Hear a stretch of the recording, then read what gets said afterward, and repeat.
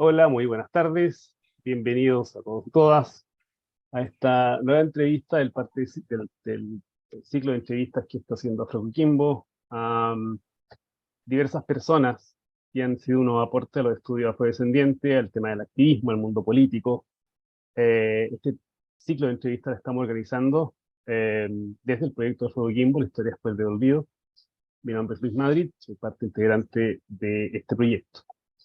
En esta serie de entrevistas, como dije, pretendemos explorar trayectorias, motivaciones y también lo que se refiere al mundo del activismo, investigación, escritura literaria, etcétera, etcétera, que aportan de forma diversa al campo de los estudios afrodescendientes en Chile. Y en el día de hoy tenemos a nuestro gran invitado, que es don Marco Llerena Rodríguez. Don Marco Llerena es especialista en diseño y evaluación de políticas y programas culturales en el ámbito de las políticas públicas del Estado y en el ámbito privado. También público, ¿no?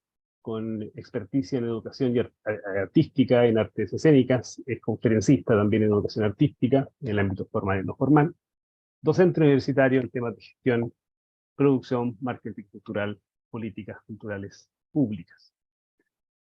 Entre el año 2011 y 2012 se desempeñó como director de exposiciones y de extensión del Centro Cultural Palacio de la Moneda. También fue asesor para el Consejo Nacional de las Culturas de las Artes 2014 en el ámbito del diseño participativo de los planes de desarrollo cultural comunitario de las comunas de Pegumo, Sierra Gorda y Coltauco. Ha sido docente también en el Magíster de Educación Artística de la Universidad de Playa Ancha, Valparaíso, y en el Diploma de Gestión y Patrimonio de la Facultad de Artes de la Universidad de Chile. También subdirector de la Corporación Cultural Municipal de Recoleta y jefe de recursos humanos de la misma institución municipal entre el 2018 y 2019. Y también es presidente actualmente de la ONG Oro Negro de Arica. Bueno, Marcos, muchas gracias por estar conmigo y también muchas gracias por estar con nosotros y todas nosotras a partir de esta discusión que haremos de esta entrevista. Bueno, hay todo un tema de emergencia política, hay temas históricos que tú manejas también. Ha sido todo un trayecto, evidentemente todo esto comienza en Arica. Tú dime si voy equivocándome aquí en este resumen de tu trayecto. Por favor, me gustaría que nos hablaras de tu formación en el mundo escolar, de tu vida en Arica, previo a tu arribo a Santiago y a todo el extenso currículum que conocemos, por favor. Sí. Bueno, muchas gracias al equipo de Afro Coquimbo por invitarme a participar en esta entrevista. Para nosotros es muy importante esta instancia, no por la difusión personal, ni por los logros profesionales. Claro, yo soy un hombre mayor, ya de 61 años, que acabo de cumplir recientemente, y por lo tanto yo siempre digo que no es porque uno sea más inteligente, sino que porque más viejo he hecho más cosas. Por eso mi currículum es tan largo, he hecho bastantes cosas. Y por lo tanto, lo que nosotros somos las personas que nos consideramos herederos de la diáspora transatlántica, los esclavizados y esclavizadas, autodenominados ahora internacionalmente como afrodescendientes, en este caso afrodescendientes chilenos, estas instancias son de difusión de nuestra identidad, que es muy relevante además porque estamos a punto de un censo nacional que por primera vez considera la variable afrodescendiente. Acaba de estar en una reunión virtual con la gente del INE a nivel nacional, estamos en el debate de la ley de patrimonio, cosa que seguramente las indicaciones sustitutivas que ha generado debate, ¿ya? Sobre todo porque además quienes compartimos espacio en el mundo académico tenemos una visión que no solamente es de la dirigencia social y política, sino que también de la academia. Por lo tanto, eso es bien interesante desarrollar. Referente a tu pregunta, ahí voy a compartir esta imagen donde aparece mi primo, y yo la pongo normalmente en clase en la introducción, porque efectivamente yo vengo de un mundo que es afroandino, ¿ya? Que es propio de las fronteras. Él es mi primo, Hernán Llerena Pérez, que es de un clan familiar, de una zona de Azapa. Nosotros nos dividimos como clanes y tribales, tribales y clanes. Él pertenece a una zona de Azapa. Y él estaba bailando en el carnaval con la Fuerza del Sol, y él notoriamente es afroandino. ¿Qué significa eso? Él, igual que yo, tenemos abuela aymara y abuelo afrodescendiente. Por lo tanto, nos consideramos afroandino, y esa es mi tierra y es de donde yo provengo y donde me fui educado. Esa imagen que también comparto en mis clases tiene que ver con nuestra identidad. Mi familia llegó fundamentalmente a la explotación de mineral del oro del Potosí, el Cerro Rico del Potosí, a raíz de la mortandad, digamos, de trabajadores indígenas. Recordemos que en el mineral del oro de Potosí habían socavones de 250 metros afirmados con caña, por lo tanto la mortandad era altísima, entonces ahí se comienza a traer población afrodescendiente, y ahí están mis orígenes. Esa es una familia en el Valle de Azapa, una familia Corbacho. Este Corbacho está con B larga, porque hay una mezcla ahí con B larga y B corta. Y mi padre, que lo mostré el otro día por primera vez en el Archivo Nacional, esta segunda vez que muestro esta foto. Mi padre es el que está, es el más morenito de todo, digo yo. Es mi padre, que murió recientemente, 90 años.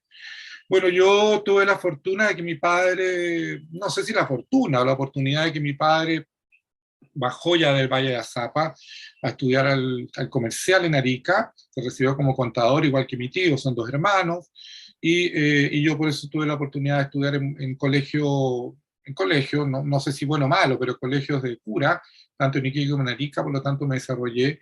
Y eso yo creo que desarrolló un pensamiento humanista y cristiano, haber sido educado por la Iglesia Católica, fundamentalmente por el Colegio Don Bosco de Iquique, que están los pensamientos salesianos, y el jesuita San Marco en Arica, el pensamiento jesuita. Por lo tanto, tengo una visión digamos, de la identidad, donde siempre, igual que emulo yo a Fidel Sepúlveda Llano, donde efectivamente nosotros nos educan pensando que está por sobre todo nuestros propios intereses personales, incluso postergando nuestros intereses personales, está el bien, la verdad y la belleza. Entonces, por lo tanto, uno, digamos, se desempeña ahí, y yo, ese que está ahí es mi abuelo, uno de mis abuelos. Tengo varios abuelos por razones familiares, yo voy contando un poco más, y mi tía abuela, que ellos son los Corbachos, que es un clan importante en el Valle de Azapa. Yo vengo de esa familia y me eduqué en Arica. Y para dejar un espacio también, yo fundamentalmente lo que hacía, claro, yo estaba en Iquique y viajaba a Arica, y hasta que ya, no, ya hasta en algún momento ya me quedo en la ciudad de Arica, desde kindergarten hasta y ya vuelvo a Arica. Pero cada vez que yo venía a vacaciones, que las vacaciones normalmente eran en Arica, de Iquique a Arica, mi abuela lo primero que me hacía era llevarme al Valle de Azapa, ¿ya? Ella era una gran cocinera. De hecho, su profesión, cuando la familia vivía en Azapa, era lavandera y cocinera, con muchas familias afrodescendientes, y por lo tanto yo era el nieto regalón, el menor. Y yo llegaba de Arica, de Iquique, me tomaba y me llevaba al Valle de Azapa, y yo feliz, pues yo estaba, como decíamos, estaba abuelado. O sea, yo vivía al lado de mi abuela, por lo tanto yo participé mucho de nuestra identidad. Ella la contrataban para hacer picante de mondongo, que es nuestro plato típico, para las fiestas de las Cruces de Mayo, para las fiestas de los carnavales, para el baile de morenos, las fiestas de los bailes de morenos también. Y por lo tanto yo figuraba permanentemente en esas fiestas de niño, porque estaba al lado de mi abuela, que era la cocinera y protagonista. Así que por eso tengo una fuerte identidad con el Valle de Azapa, fundamentalmente, mis orígenes. Bueno, me hablaste del tema del colegio, asumo que fuiste escolar en los 70. Claro, yo soy del 62, por lo tanto, claro, ya 64, 65, kindergarten, por lo tanto yo fui escolar 70 y 80. Claro. Bueno, en el mundo escolar que tú vivías, que lo tuviste en Arica y Iquique, dijiste, ¿no? Sí. Eh,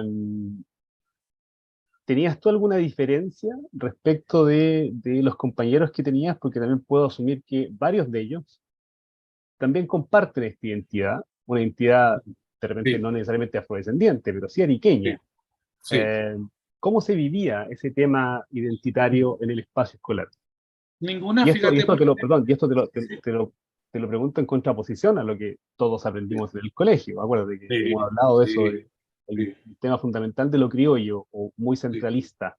en la educación de historia, por ejemplo? Mira, yo no puedo decir que sufrí, me lo han preguntado varias veces, yo no sufrí discriminación, ni en Iquique, ni en Arica, ni en el Don Bosco, ni en el San Marcos, fundamentalmente por varias razones. Primero porque yo estaba en un colegio de curas, donde los salesianos especialmente tienen una vocación muy especial. A mí me tocó la época, siempre me acuerdo de la película Machuca, Ujú. porque efectivamente los curas salesianos en Iquique era un colegio pagado, particular pagado, como se denomina ahora, que no era barato, ¿ya? Pero los curas se encargaban de que los sectores, los niños, que era un colegio de hombres, de sectores populares, tuvieran becas y estuvieran con nosotros, y nos Ya. educáramos juntos. Por lo tanto, no tuvimos ese problema de clase social. De hecho, forma parte, digamos, de la misión y visión salesiana, la educación para todos. Por lo tanto, yo Ya. tenía compañeros de todas las clases sociales y de distintas identidades. Ah, Sí, ya. efectivamente, en Arica noté más fuerte,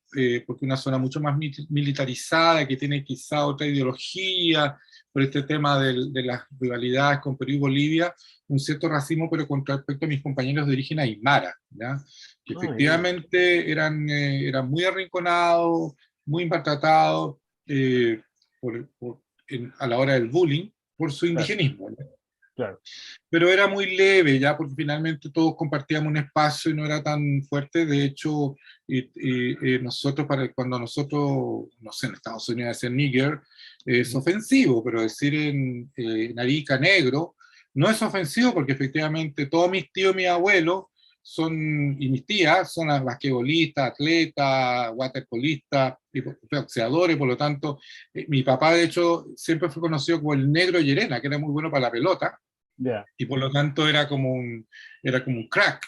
Y decir negro, por lo tanto, es positivo, no es negativo. Además, los Claro, más cancheros, medio mujeriego de repente, y el caso de las mujeres negras sí pudiera ser más complejo, porque efectivamente mis dirigentes, las lideresas, se alisaban el pelo, ya. y eso lo cuentan normalmente las lideresas nuestras, y efectivamente sí sufrieron discriminación, porque lamentablemente, y lo hablábamos este sábado también en la Universidad Beta Recoleta, una dirigente afrodescendiente que ser en América Latina negra, pobre, eh, eres objeto de discriminación, es objeto de Claro, abuso. Entonces, por lo claro, tanto, mm, eh, no es mi realidad, desde donde estoy contando.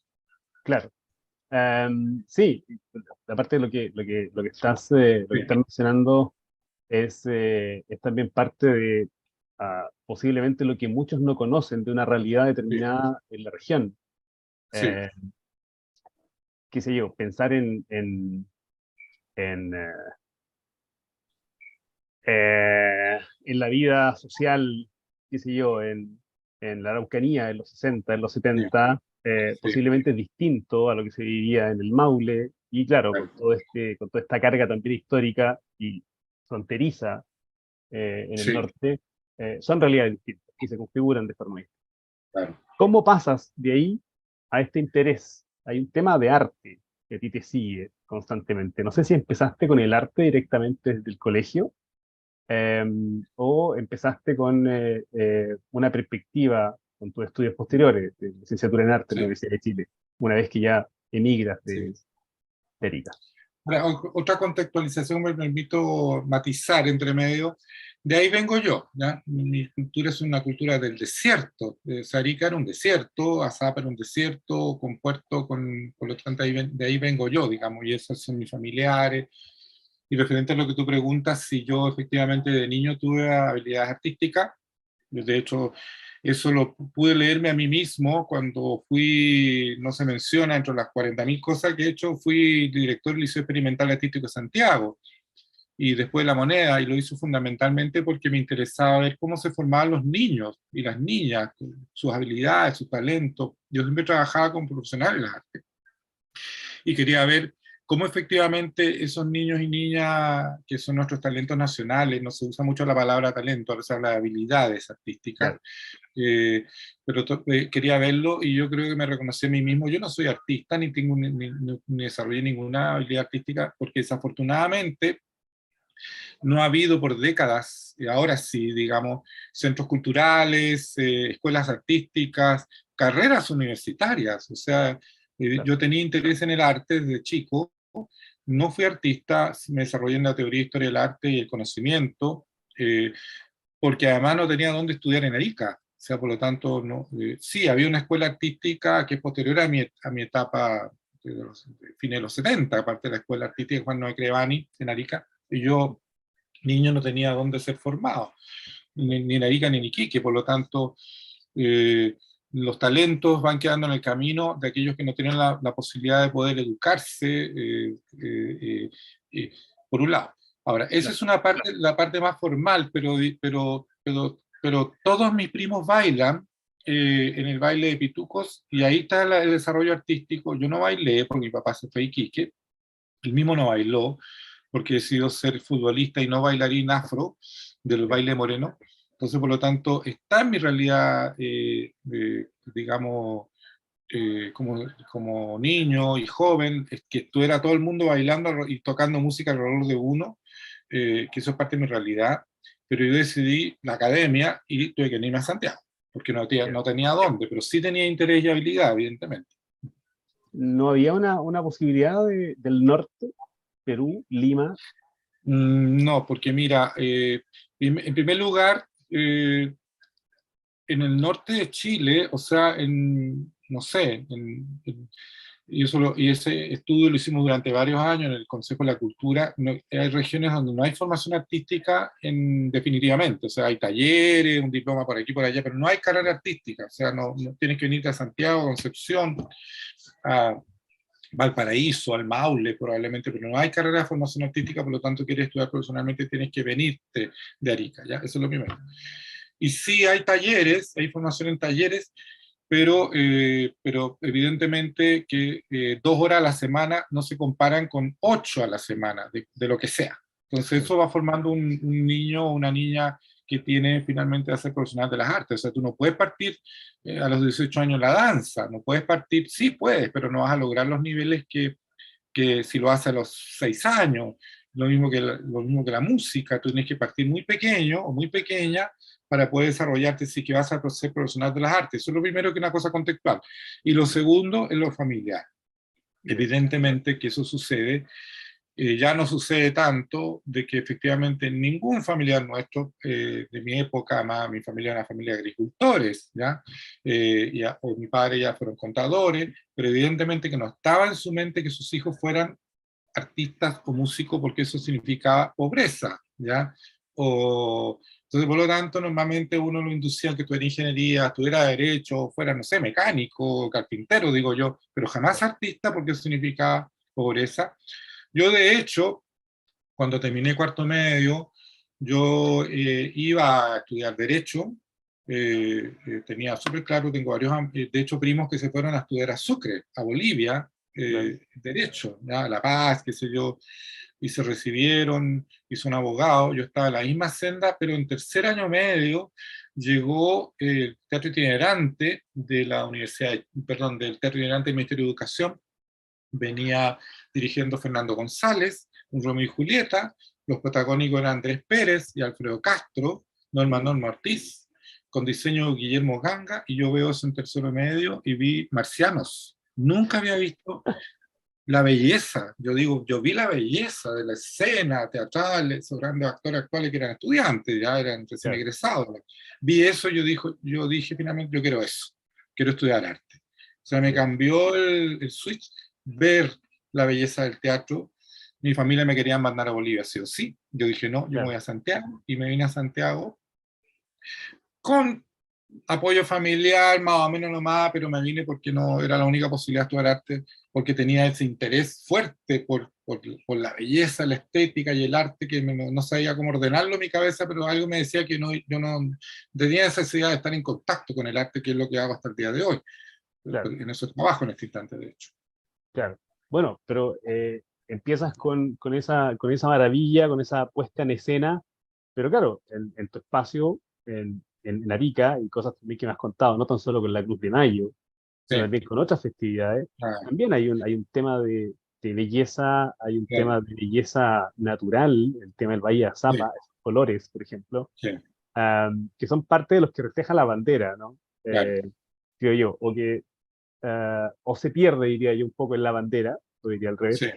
sí, esos colores que son tan vivos, ¿no? claro. Eh, Hay un tema de belleza también interesante. ¿Cómo te aproximas tú en tus estudios de licenciatura en arte am, al tema del arte y también con toda esta vinculación de tu identidad como Bueno, afrodescendiente y como ariqueño? es- es una situación bien interesante porque efectivamente cuando yo llego a la Facultad de Arte de la Universidad de Chile a estudiar teoría e historia del arte, tuve ramos de pintura, fotografía, cerámica, grabado, porque la formación de la Chile de esa época nos hacían pasar por la mayoría de la habilidad artística para que supiéramos a la hora de hacer que la orientación era crítica, más bien más de que historia crítica cultural. Claro, Por lo tanto, la idea que cuando hablara de pintura hubiese pintado, dibujado, o yo me metía a teatro para entender mucho más el proceso del teatro, que fue lo que más me fascinaba.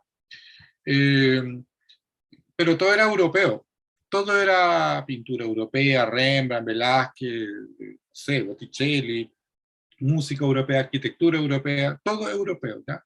Que es muy propio de las bellas artes, ¿no? claro, De hecho, siempre está la formación de mis docentes eran las bellas artes, son las artes, la arquitectura, la pintura, eh, la escultura europea, las artes mayores, y las artes menores, el folclore, que es el arte del pueblo, la definición inglesa, ¿no? El arte del pueblo, pero por ahí abajito, ¿no? claro. De hecho, la Católica le costó mucho armar la feria de artesanía tradicional de la Católica, porque la Católica consideraba que ese pueblo no podía estar en la universidad. Hasta que finalmente, después de la teología de la liberación, los Ujú. curas, a través de la teología de la liberación, parten esa feria y parten después la teología de la Universidad Católica. Ya. La Feria de Artesanía Tradicional de la Católica y los estudios de Instituto Estética. Volviendo a mi tema, claro, apareció gente como Alberto Pérez, que falleció ya, que era un especialista en cultura latinoamericana, volvía al exilio él de Venezuela, Ya. y también tuve a gente, un electivo, tuve en la Escuela de Música con Luis Satis. Entonces, por lo tanto, bueno, Julio Tobar, que era el director del Museo de Arte Popular Americano, pero fundamentalmente Pérez, nos dio, de hecho hay un artículo de Mercurio de la época, me acuerdo, de Artileta, donde él hablaba de que las artes mayores en América Latina eran la orfebrería, la cerámica, la textilería, que esas eran las artes mayores. Y las Ya. artes menores, o sea, era el concepto al revés, y eso hizo que me diera vuelta un poco el coco de comenzar a mirar y ahí, más encima con Fidel Sepúlveda, que lo conocí también en estas charlas, que uno era al estudiante Busquilla, iba a charlas buscando un poco la temática, y claro, y Fidel habla muy sabiamente de este pasado por delante y futuro por detrás. Por lo tanto, el pasado va pasando hacia el futuro, exactamente al revés como uno lo diría. Yo, de hecho, Ya. en mis clases le digo a los estudiantes, ¿dónde está el futuro? Físicamente, todos dicen hacia adelante. ¿Y dónde está el pasado? Hacia atrás. Bueno, Fidel da vuelta el concepto y habla que todos los pueblos originarios tienen el pasado por delante y el futuro hacia atrás. Y yo digo, bueno, ¿dónde estará mi pasado? Y mi pasado son mis ancestros y ancestras. Y vuelvo ya con otra cabeza, ya licenciado. Comenzó, por supuesto, mi interés, pero cada vez que venía de vacaciones de Santiago, me sentaba con la abuela, con la misma abuela que me llevaba de niño, y le decía, abuela, cuénteme cómo es la historia. ¿Qué hacía usted? ¿Cómo vivía? ¿Cómo se enamoraba? ¿Qué comían? ¿Qué bailaban? Entonces fue una recuperación de identidad, pero fue porque algo me hizo clic también por segunda vez en la vida, primero el arte y segundo mi identidad. Claro. Bueno, me imagino que a muchos les puede pasar, pero creo que Sí, ese tema que me estaba hablando es como fundamental. Yo no sé si se llama volver a la raíz, sí, pero tener en contacto o no abandonar un lugar puntual donde sí, también es parte de tu identidad. Es decir, tu identidad, si es que me permites decirlo, tu identidad está claro. en Arica, pero también está en Santiago, también está en la Así Universidad es. de Chile, también Ujú. está en el arte. Es decir, tenemos identidades múltiples. El tema es cómo conjugar esas identidades. Me imagino que también con ese juego de identidades, donde también comienzas también con esta perspectiva política. Eh, Cuéntame, ¿tienes esto desde la universidad? ¿Trabajaste esto desde la universidad y en Arica para que ya al momento de ingresar al nuevo siglo Sí, sí, comience el tema de la ONG y todo este activismo que es total. más conocido el día de hoy.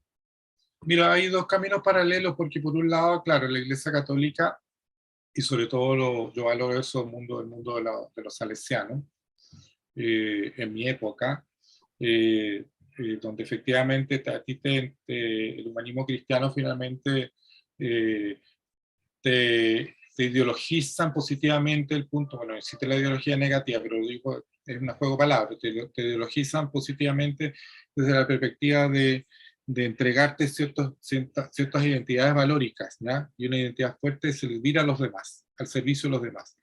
Claro. Incluso lo que es medio peligroso es postergarte a ti mismo por el servicio a los demás, ¿ya? Muy complejo, porque te dejan un poco sin herramientas, sin defensa, que eso a mí me ha perseguido toda la vida, pues tengo pocas defensas frente a eso, ¿ya? Porque siempre uno está a disposición de los demás, ¿ya? Dejando de lado eh, el enriquecerse, el llenarse de cosas, en servirse a los demás, ¿ya? De hecho, Claro. Fidel siempre habla del servicio público es para servir a los demás y no para servirse a sí mismo, ¿ya? Como uno de los elementos de la cultura y la democracia, habla Fidel. Entonces Claro. yo soy de esa línea, la que habla Fidel, muy sabiamente.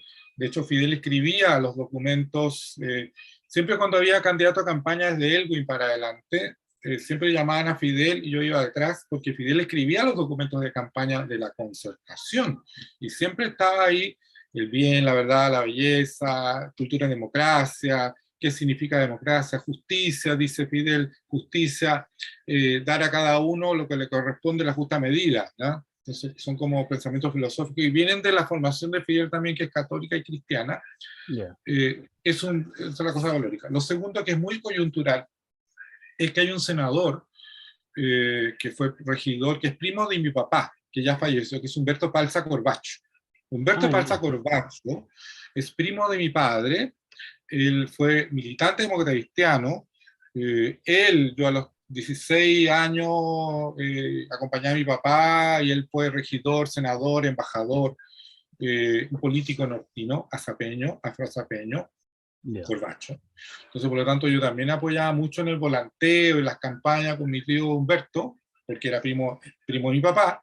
Entonces, por lo tanto, yo comienzo a militar en la democracia cristiana por una cosa histórica y familiar, porque mi familia ¿De qué son... año era tu tío, perdón, como senador? Mi tío Edgar falleció unos 15 años por lo menos, pero en la década de los 60 cuando yo era niño, mi tío era regidor. De hecho, mi Ya. papá era el que le prestaba el auto, y llegó a ser senador.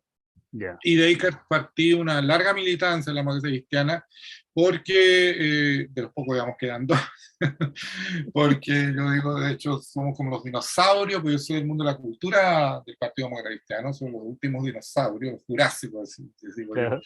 porque aún conservo el seguir trabajando. De hecho, me acomodaba mucho más trabajar en el Liceo Experimental Artístico como director que en La Moneda, porque era glamoroso, era como maravilloso todo lo que pasa ahí, pero yo me sentía que mi lugar no era ese, mi lugar era el sector popular, el servir a los demás desde la cultura del otro, de la otra, con mi cultura, y generar educación sobre todo, y por lo tanto sigo trabajando en eso. De hecho, a mí me tocó estar en Santo Domingo, estoy volviendo un poco ahora a Santo Domingo, y ahí creamos la Orquesta Infantil y Juvenil Rural, donde le dimos la oportunidad de que niños y niñas trabajaran con maestros de música del mejor nivel, y esa orquesta debe tener 10 años ya. Entonces ahí está nuevamente esa intencionalidad ideológica de servir a los demás con la cultura y el arte en una zona rural, ¿ya? Y eso Claro. funciona muy bien, y se estableció, incluso esa escuela ahora, esa formación forma parte del PI, que es el Proyecto Educativo Institucional de la Escuela Claudio Vicuña de Bucalem. Entonces Ya. nosotros logramos permear el sistema y está estable, y esos niños tienen, en vez de tener 2 horas, tienen 6 horas a la semana de música, hace 10 años ya. Entonces Ya. ahí está un poco la vertiente de cómo uno va buscando, pero una ideología que tiene mucho más clara lo valórico. Eso se perdió, ¿ya? Se perdió. Yo creo que en los referentes antiguos, la cosa valórica, que es lo que dice Fidel, de el servicio público, repito la idea, para servir a los demás y no para servirse a sí mismo, eso está como, yo creo que está como medio mediatizado, está mediatizado. Ya. Y es súper complejo.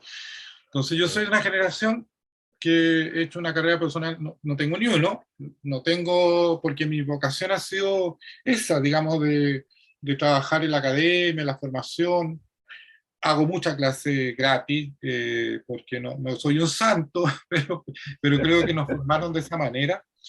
Y la negritud, mezclada con el tema afro, tiene que ver con eso también. De hecho, mis parientes me dicen, porque como yo tengo una abuela aymara y un abuelo negro, mi pariente aymara me dice, pero ¿por qué no te metiste en el tema aymara? Porque eso está formado, tiene ley, la ley CONADI, Claro, tienen beneficio, ¿por qué no? Porque sentí que mi familia afro no tenía nada, y además todo en contra hasta el día de hoy.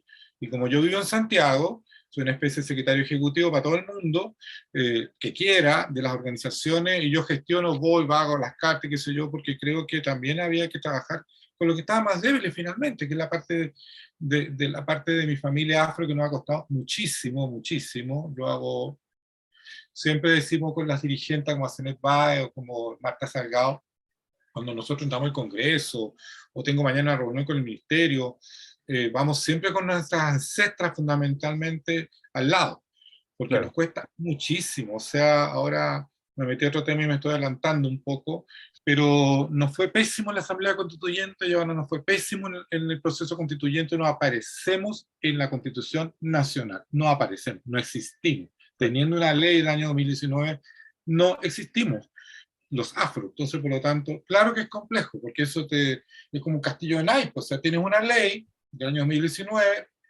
no apareces, no pudimos permear. De hecho, finalmente la Asamblea Constituyente dice los pueblos preexistentes del Estado Nacional, ni siquiera decía indígenas, ¿ya? No, claro. Ese capítulo, ¿ya? Y este otro simplemente, claro, ahora salió, ya estamos todos leyendo, y dice, claro, por primera vez históricamente la Constitución chilena, después de todo este proceso, dice pueblos originarios, pueblos indígenas, va a decir la nueva Constitución. Y los afros no existen. Claro, Entonces, y eso cuando vamos a golpear la puerta de los organismos públicos, tú no existes. Entonces, eso es bien difícil. claro.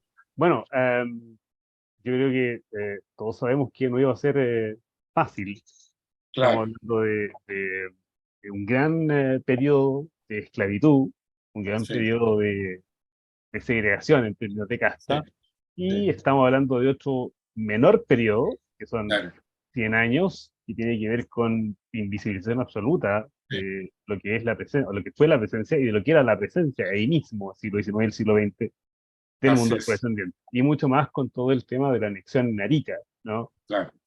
Creo Mm. que algo hablaban ustedes también en el libro de difusión, de la confusión de afrodescendientes por peruanos. Entonces, era una doble carga, o por cholos, por bolivianos, por extranjeros, básicamente, ¿no? Que es también, hasta el día de hoy, podemos ver eso. El mundo afrodescendiente pertenece a una carga extranjera respecto de lo que muchos piensan, o lo que debería ser el país. ¿Cómo inicia entonces este proceso político? Me hablaste y creo que es bastante bonito, ¿no? Este acercamiento desde el arte, desde lo que me hablabas también con, eh, con esta experiencia con Fidel, eh, que algo lo estoy conociendo ahora. Eh, Ujú. Hay todo un tema de la belleza, ¿no? Arte-vida, ese es Arte y el, vida, sí. Arte y claro, vida, sí. Sí. arte-vida. Bueno, pero claro, pero hay un tema de acción, que es la acción política, y la acción política, me has dicho en otras ocasiones, que ustedes tienen que negociar, Sí. tienen que Todo el hablar con rato. muchos sujetos, con la derecha, con la izquierda. Evidentemente, cuando Así están es, golpeando puertas, y hasta el día de claro. hoy, posiblemente muchos piensan que el tema de la constituyente, de la convención anterior, iba a haber mayor espacio para el mundo afrodescendiente. Y fue completamente desastroso. Y esto que se venía estaba firmado que no iban a estar, ¿no? Sí. Em, ¿Cómo comienza todo este tema de acción política directamente? Mira, la acción política, bueno, la acción, yo soy militante político, como estoy de un partido político, como estoy hablando de muy pequeño, digamos, muy joven, pero también pues, esta vida está bien, llena de cosas azarosas. O sea, eh, la primera vez porque hubo dos intentos de una ley afrodescendiente en Chile, la primera, que llevó adelante un exdiputado, Orlando Vargas, no prosperó, y la delegación iba rumbo al Congreso. Yo no estaba todavía metido en la acción política, y por lo tanto lo que sucede ahí es que yo era jefe del Departamento de Fomento y Desarrollo, el Ministerio del Consejo Nacional de la Cultura. Mi jefe era José Weinstein, que es primer ministro de Cultura, y viene la delegación ¿Qué año a fue, hablar con mí, perdón, Marco? ¿En qué año no fue recuerdo esto? el año, pero yo me voy a acordar el año, pero fue el primer intento, digamos. Pero en los 90 estamos hablando. Estamos ya en los 90, claro. Ya. Yo tenía un trabajo, pero no tan comprometido. O sea, sí, había que escribir algo, hacer algún activo con la Marta Salgado sobre Tierras de Oro Negro. O sea, eso parte además mucho antes, partió porque Claudio Di Girolamo, me fui un poco más atrás. Claudio Di Ya. Girolamo organizaba los cabildos culturales, y en uno de los cabildos culturales viene Sonia Salgado, que es la primera presidenta que crea la ONG Oro Negro, que era una mujer maravillosa, sigue siendo, y que hablaba espectacular. Ya. Entonces yo la veo en el cabildo, aquí en el ex edificio Diego Portales, donde está el GAM, y ella habla de su identidad, de la negritud, y fue increíble, fue un discurso telúrico. Entonces yo quedé ahí con la bala pasada, me acerco a ella, cualquier cosa que tú necesites, yo te colaboro, qué sé yo, ningún problema, y lo he hecho hasta que finalmente llega esta delegación rumbo al Congreso, años después, no me acuerdo las fechas, los pesos para las fechas, y, eh, y claro, había una delegación grande de gente, y yo estaba sentado al lado de José Weinstein como ministro, y bueno, hablamos, y el apoyo del Consejo de la Cultura, ningún problema, y además Cristian Báez, y además que tenemos la maravillosa fortuna de tener un afrodescendiente al lado suyo, pues ministro. El ministro me queda mirando, pues no sabía nada de esta identidad. Yo hice un chiste y dije, yo soy santiaguino, no tengo nada que ver con esta gente. No, incluso venía un señor mayor, cerca de los 90, había jugado a la pelota con mi abuelo, y me recordó a mi abuelo, y ahí me pidieron derechamente que me metiera al asunto, porque yo era evidentemente en un enlace, estaba al lado del ministro de Cultura, por lo tanto Ya. tenía toda una red.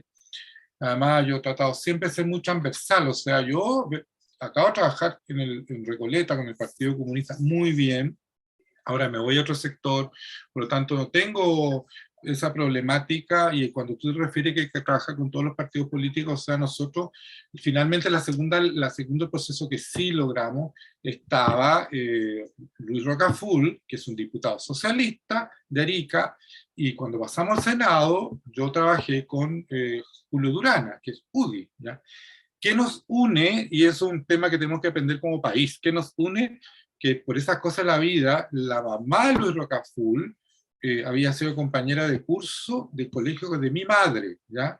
Y lo mismo que Durana. Entonces, por lo tanto, tenemos historias familiares comunes. Somos ariqueños, entonces, Ya. literalmente que seamos verde, rojo, amarillo, tenemos una tierra común, una identidad, un sentimiento común, y eso hace que colaboremos, porque un espacio ajeno, que es Valparaíso, el Congreso. Por lo tanto, mi trabajo más directo es a raíz de esos sucesos, repito, la zona de Salgado, cabildos culturales, pero también jefe de Departamento de Fomento y Desarrollo, donde tenía todas las herramientas disponibles y las puse a disposición de mi gente para sacar adelante la ley que finalmente sacamos, Claro. años después. Claro. Bueno, hay algo acá que yo lo recomiendo mucho, que está Ah, online claro, también, sí, que es muy sintético, pero es muy grata lectura. sí, Cuaderno de difusión se llama, incluso, sí. ¿no? El pueblo chileno, memoria, identidad y archivos. Y un trabajo en conjunto que hicieron ustedes, la ONG Oro Negro, con el Archivo Nacional. Y uno de los temas interesantes que tiene este librillo es, al final, tiene una ficha educativa, tiene un glosario que habla también de lo que dice en esta ficha, que es una venta de esclavos del siglo XVIII, si no me equivoco, y todo un trabajo para la orientación del docente, quien quiera trabajarlo, ¿no? Esto puede ser trabajado. Y ahí es donde quiero llevarte a este tema de una de los procesos fundamentales, que en definitiva creo que debería ser el pilar, o uno de los pilares eh, del trabajo y la lucha afrodescendiente desde arriba. y también desde otros lugares. La gran diferencia es que no se han establecido comunidades conocidas o reconocidas legalmente fuera de Arica, como afrodescendientes. Eh, ¿Cómo están trabajando y cómo empezó ese trabajo de posiblemente aventurar, eh, ingresar temática afrodescendiente en términos transversales en la educación básica, media y posiblemente también universitaria? Digo esto porque también lo hemos conversado muchas veces. Muchos profesores actuales de mi Ujú. generación y previa, Sí, sí, muchos estudiantes de mi sí. generación, de la tuya, y también previa, de mis sobrinos, por ejemplo, no tienen la más mínima idea, no tan solo del pueblo triado afrodescendiente Sí. actual en Arica, y mucho menos del mundo de la esclavitud y el mundo libre afrodescendiente en el pasado colonial e independentista. ¿Cómo ha sido ese trabajo? ¿Cómo están trabajando? ¿Cómo comenzó ese trabajo? Mira, primero, en primer lugar, yo creo que es importante que se entienda que hay una contextualización y una estrategia. O sea, la primera estrategia fue el autorreconocimiento, ¿ya? De hecho, Christian Bae, Marta y Sonia Salgado, Asenet, que son los pioneros en esto, parte por el tema de autorreconocerse como afrodescendiente, cosa que no es fácil, ¿ah? Porque efectivamente en Arica, y me imagino que en otros lugares donde hay afrodescendientes, las abuelas cuando nació un niño decían, qué bueno, nació blanquito, qué pena, nació negrito. Entonces, por lo tanto, ya hay un... Además, pensemos que durante el proceso plebiscitario que no se hizo finalmente por el Tratado de Ancón, a raíz de la guerra entre el límite con Perú y Bolivia, va a haber un plebiscito y por lo tanto hay una población sureña que viene a poblar Arica y toda la negritud es expulsada hacia el territorio peruano, ¿ya? Y todo el hombre negro que votaba en esa época tenía que irse al territorio peruano, por lo tanto quedó todo ese sentimiento de autonegación de la identidad y fue un trabajo bastante importante el autoidentificarse. ¿Ya? Lo otro es salir a la calle, ¿ya? Y ahí viene el Tumba Carnaval, donde efectivamente las mujeres salen fundamentalmente a contar la historia de las abuelas y los abuelos con la falda, con el tambor a la calle, por lo tanto la visibilización. Segunda estrategia.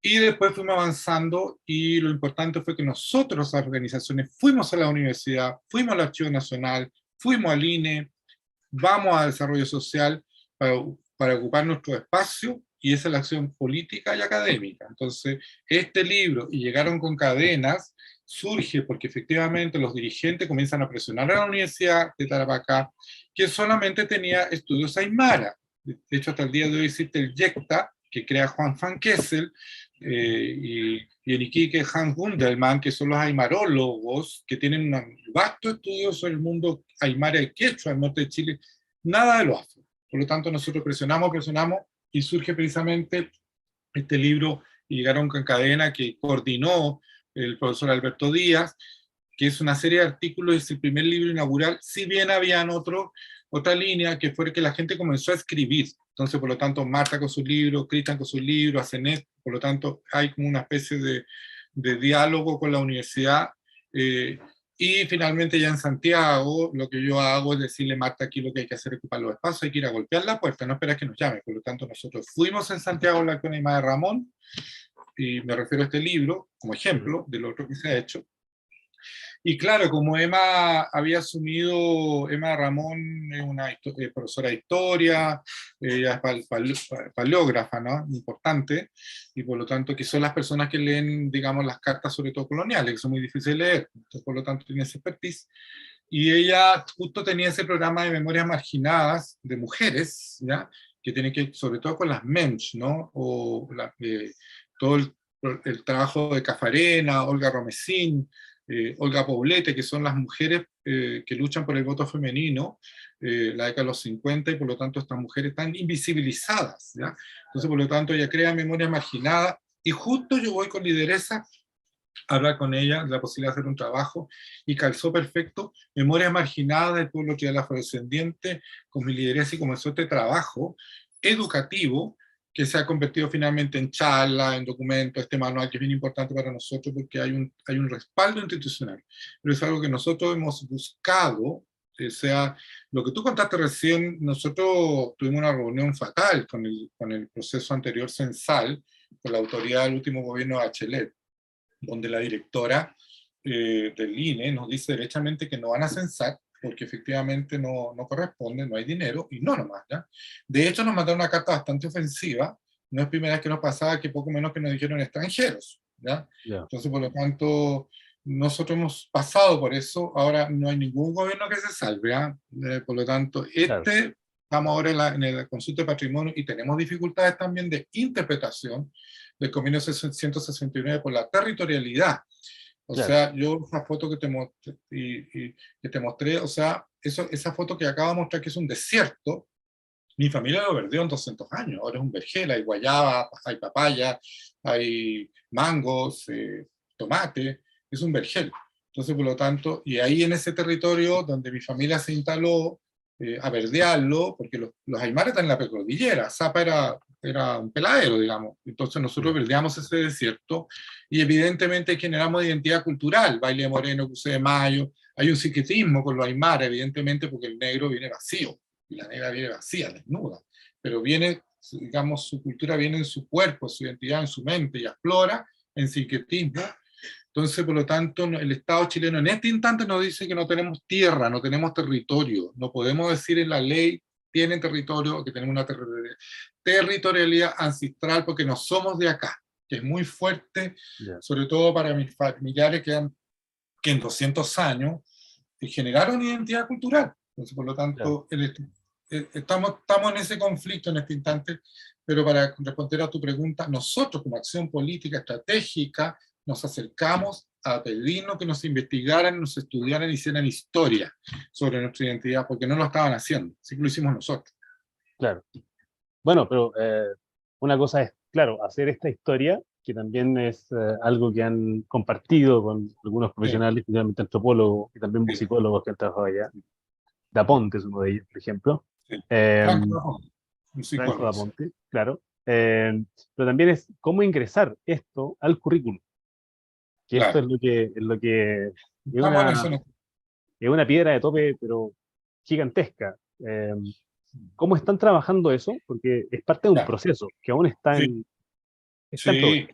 Sí, sí. Cuéntame Bueno, eso. en primer lugar, logramos que la ley de la 21.151 en uno de sus artículos dice que efectivamente deberán haber contenidos en la educación nacional en todos sus tramos, desde la educación prebásica o parvularia hasta la educación superior.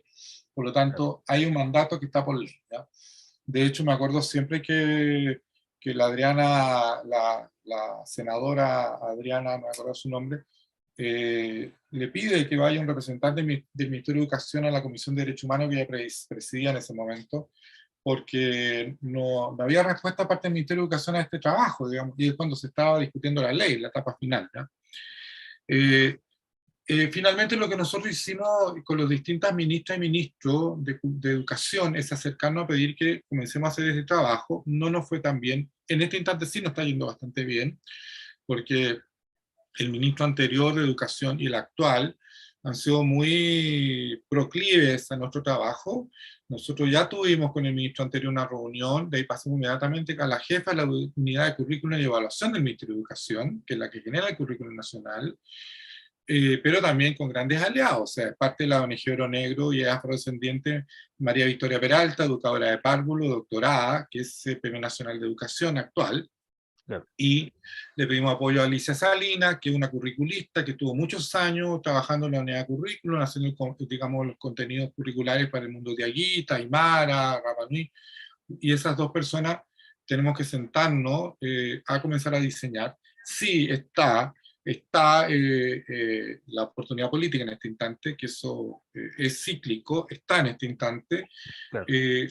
Sí, lo que tengo claro, porque a mí me tocó hacer el currículum para la educación artística a nivel nacional en otro momento de mi trabajo, es caro, es especializado, no es fácil, no se nos puede remitir solamente a Arica, tiene que ser nacional. No Claro. podemos hacer un currículum, no podemos hacer un currículum solamente para el tema de Arica, hay que hacerlo a nivel nacional.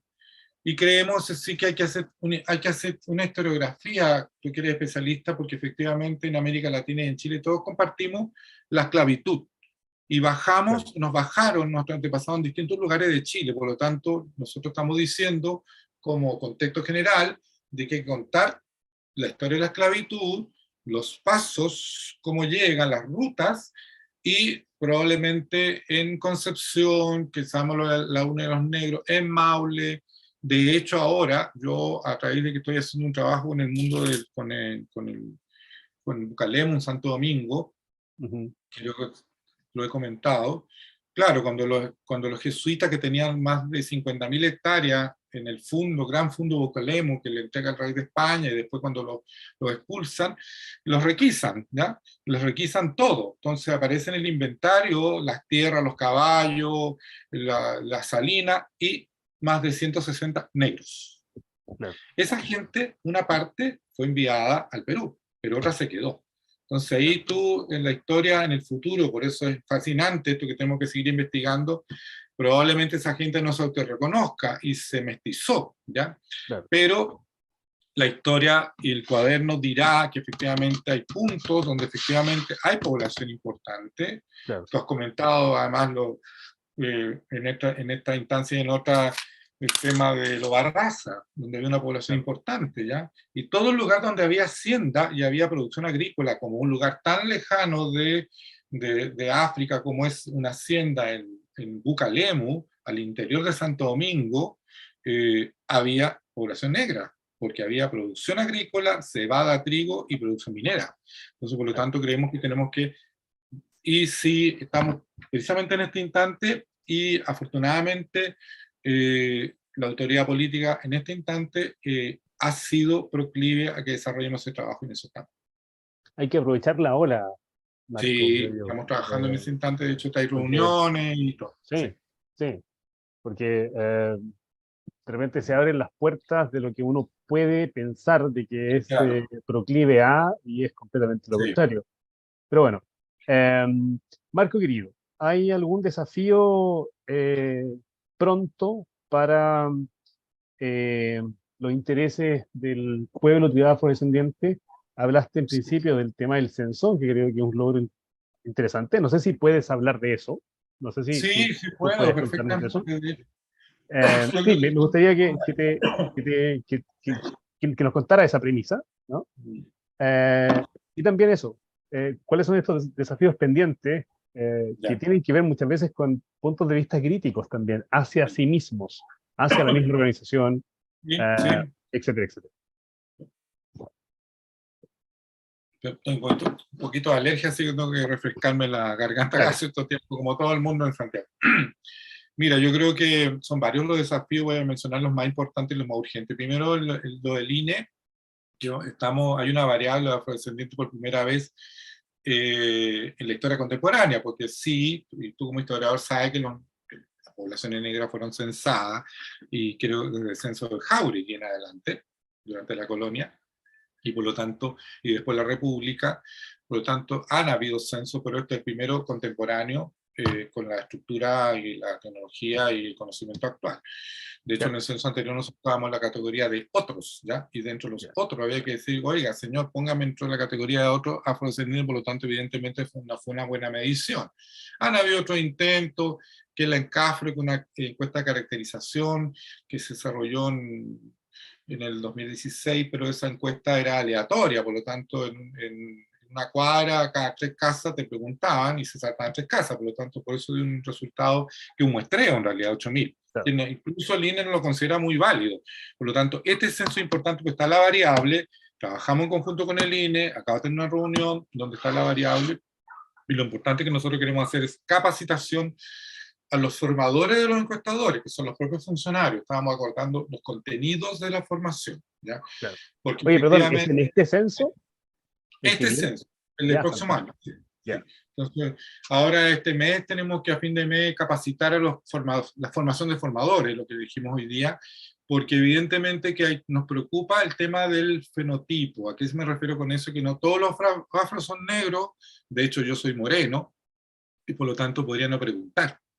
A pesar que están obligados a pasar el listado de todos los pueblos originarios y al final probablemente esté la categoría afrodescendiente, podrían no preguntar. Entonces, por lo tanto, tienen que preguntar y nosotros haremos campaña para que la gente participe y diga, sí, soy afrodescendiente, busque Claro, su identidad. Estamos en eso, y eso se alinea, y eso viene ahora el próximo año, es histórico. Y ha claro. sido mucho trabajo, otros dirigentes como Cristian Baez, Marta Salgado, que lo mencionaba varias veces, hacen el Baez, y también menciona a Milen Molina, han trabajado muchísimo por eso, y otros dirigentes. Claro. Eso es lo primero. Lo segundo, la currículum en educación. Creemos que el futuro, si no estamos en la educación, no existimos, eso es fundamental. Hasta el presidente Lago le dice en algún momento a las dirigentes, aquí en este país no hay negros ni negras, se pararon ellas y dijeron que nosotros estamos pintadas, acá estamos las negras en Chile.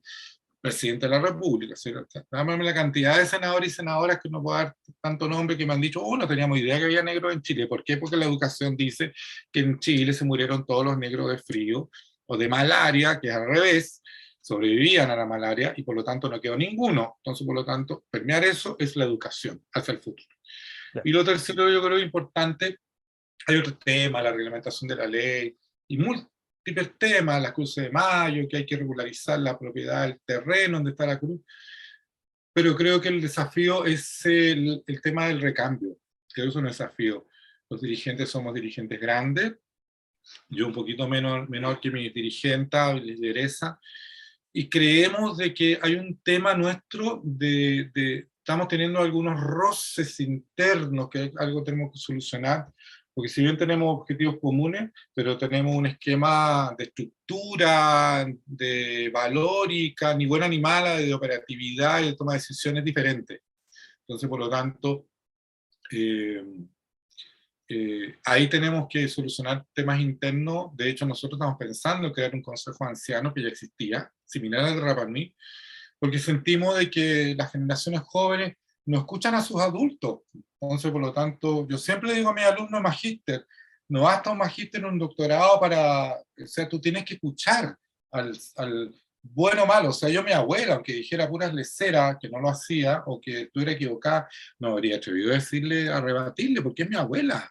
Por lo tanto, yo respeto su palabra. Entonces sentimos, estamos en un mundo contemporáneo, estamos hablando de política, historia y desarrollo social, pero creo que hay una tendencia a no escuchar a los adultos y no escuchar su experiencia. Si alguien lleva 50 años, como las dirigentes, digamos, peleando por un bien mal, equivocado y distinto estilo, pero creo que hay un tema generacional que nos está generando problemas a nivel nacional, de que efectivamente Claro. las generaciones, las más jóvenes, no están escuchando y no están escuchando la trayectoria y los errores. Y nosotros hemos cometido 40.000 errores, por lo tanto, ya tenemos la experiencia en el cuerpo y en el cerebro. Y eso creo que es un tema que tenemos que ajustar en el futuro con respecto a nuestras propias dirigencias. Creo que es un desafío en este instante. Claro, yo creo que el tema de este poco diálogo entre generaciones Sí, es el que no permite también de repente ver esos puntos críticos. Si es que no tiene gente joven que quiera tomar tu puesto, es sí. porque al parecer no hay interés de otros. Pero bueno, yo tengo cierta esperanza respecto de lo que nosotros conocimos en Coquimbo. No conozco la Claro. realidad en Arica, pero claro, hay mucha gente joven, muy entusiasta por el tema afrodescendiente y que nos sorprendió mucho. Así que espero que eso sea también una realidad en otras partes de Chile. Marco querido, fue un placer escucharte, fue Bueno, muy interesante escuchar esta idea, esta perspectiva y todo este currículum muy interesante en tu vida. Así que, bueno, la entrevista estará disponible en los canales usuales que tenemos en YouTube, perdón, en Afro Coquimbo, que es YouTube y es Instagram. Así que te agradezco, muchas gracias por tu muchas tiempo, muchas gracias. gracias por tus ideas. Gracias. Gracias por invitarme. Que Chao, estés muy chao. bien, muchas gracias. Gracias.